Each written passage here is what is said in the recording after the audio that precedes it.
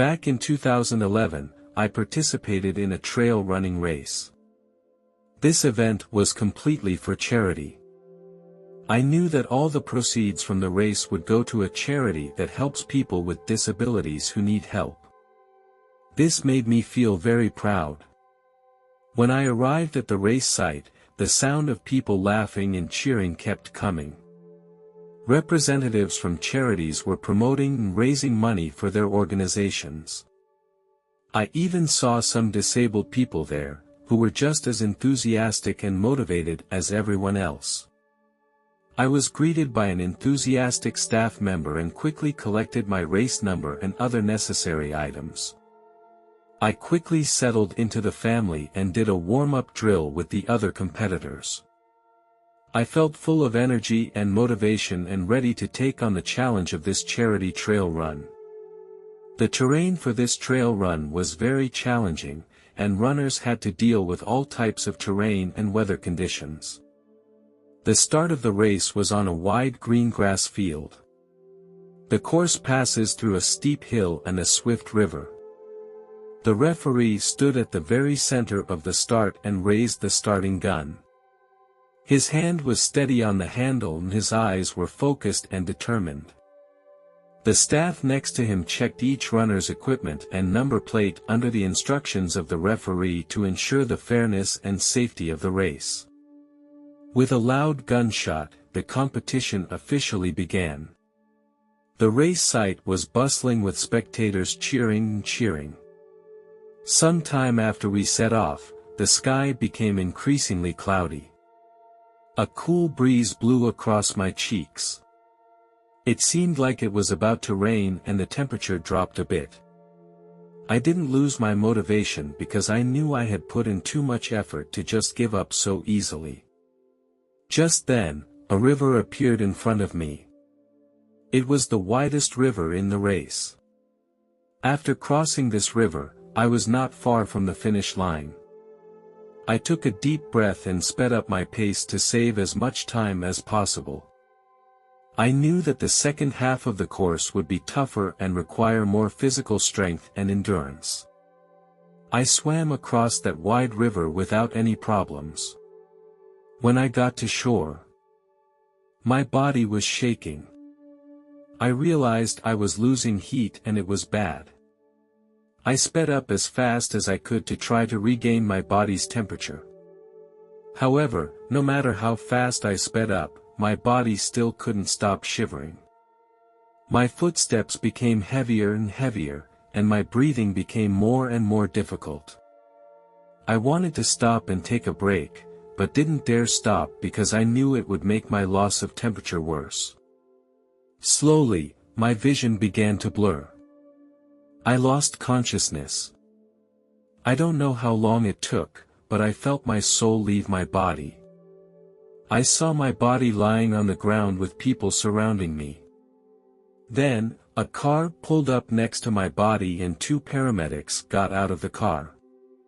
They walked toward me and began to resuscitate me. I felt very frightened because I did not know what was happening. My mind became a little confused, but I could clearly see the paramedics working around me. They checked my pulse and breathing, and then began CPR. I felt like a bystander. I couldn't feel any physical sensations. I didn't know if my soul had actually left my body or if it was just a hallucination. But I knew that this moment was very important to me and that my life was in danger. Suddenly, I felt a powerful force above my head that was sucking me in. This black hole was spinning continuously. My soul was getting closer to the black hole and I started to feel fear. I didn't know what was going to greet me. I was completely controlled and allowed the black hole to suck my soul into it. Then, I was taken to a strange world. There was darkness all around me, no sound, and no light. But I wasn't afraid. Instead I felt an inexplicable sense of peace and tranquility. I don't know how long I stayed here, maybe a few minutes, maybe a few hours. Time became blurred here. I saw a bright light appear ahead. When I was about to approach the bright light, I felt a strong force blocking me. It was as if an invisible force was pulling me backwards. Every step I took became extremely difficult. As if every step forward was going to consume all my strength. With great effort, I finally stepped into the light. The feeling here was completely different from before, as if I was in a completely different world. There was a warmth in the air, and I felt myself wrapped in a calming energy. Here, I felt a strong wave of love.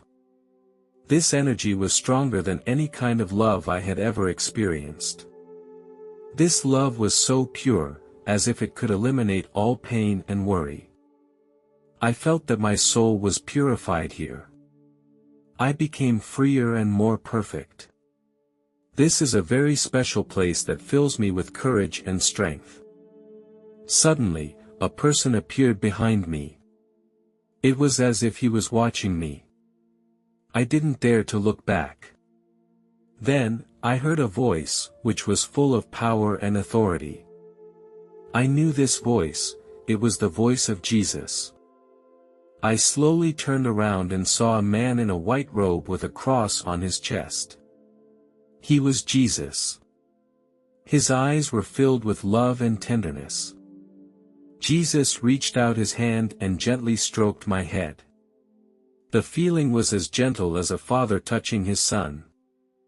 I felt my heart being surrounded by this warmth and love. As I walked up to Jesus, he seemed to already know how I had died. He said to me in a soft tone, "I know all that you have done for others, my son." Jesus then expressed his appreciation for my actions. He said, "Such actions of yours can make the world a better place, my child. Your kindness and efforts will inspire others." When I heard Jesus' appreciation for my actions, I began to feel embarrassed and even a little guilty. I thought that what I was doing was very small. However, Jesus dismissed my thoughts by saying, "Don't underestimate what you have done, my child. Every little thing has its significance and makes a big impact." I was a little surprised by Jesus' words because I had never thought that my actions would have such a big impact. He continued, "Every little thing has the potential to change a person, or even the whole world." Next. With a wave of Jesus' hand, a screen appeared in front of me. I saw a homeless man. I remembered him, I had helped him 3 years earlier. I gave this homeless man some money and clothes then. He was very grateful to me. He told me he had been on the street for a long time with little to show for it. He was honored to have met me and felt that my help had changed his fate. Then I saw his life behind him. In the following days, he found a stable job and restarted his life. I was very happy to see such a scene. But I was surprised that the homeless man now also became a volunteer and often went to the nursing home to help other elderly people. I was a little surprised because I never thought my help would have such a big impact. But it's also very gratifying to know that my good deeds have led to more good deeds. This homeless man has now become a person who changes the lives of others as well. He helps other seniors and makes them feel happier and more content. This event made me feel the power of kindness, which can change a person's fate and pass it on to others. Through my help, this homeless man also found his purpose and meaning and became a more valuable person. Then, I saw another image. At one point in my work, a new colleague came into the company. I unintentionally said something that hurt him. I didn't realize how much my actions hurt this new colleague. Soon, this new colleague resigned. I did not know the reason for his departure at that time.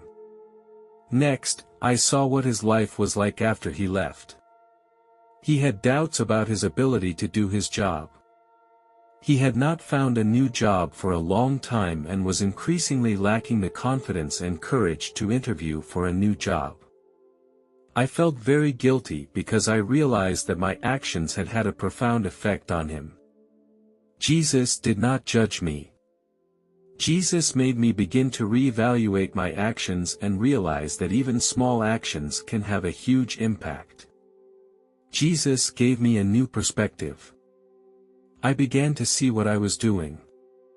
This revelation has had a huge impact on my life going forward. In my conversations with Jesus, He also communicated to me more knowledge. Finally, as our conversation drew to a close, Jesus told me, "It's time to take what you've learned and go back." This statement made me feel a little regretful because I didn't want to leave Jesus. But at the same time, I felt excitement and anticipation because I knew I was going to go back and apply what I had learned to real life. I said goodbye to Jesus and expressed my gratitude to Him. Jesus gave me some words of blessing and encouragement that made me feel confident and courageous. When I was back in the tunnel again, I didn't feel as scared as I did the last time. Instead, I felt full of courage and determination. I felt a change in my surroundings. The walls of the tunnel were no longer gray and gloomy, but full of life and vibrant colors. Finally, my soul re-entered my body. When I woke up from the ambulance, I felt in a very good state. I wanted to finish the rest of the race. I saw the doctors and nurses busy checking my body. I told them I was fine and that I could continue the race. But the doctors refused my offer and told me I had to be examined and treated more thoroughly in the hospital. In the hospital, I described to the doctors my experience of seeing Jesus. They looked at me with different eyes. Only I knew what I had experienced. I realized that I had gained a deeper insight and revelation during my experience. I knew what I should do next. I should take what I learned back to real life. Use my own actions to convey this revelation and help those who are in need.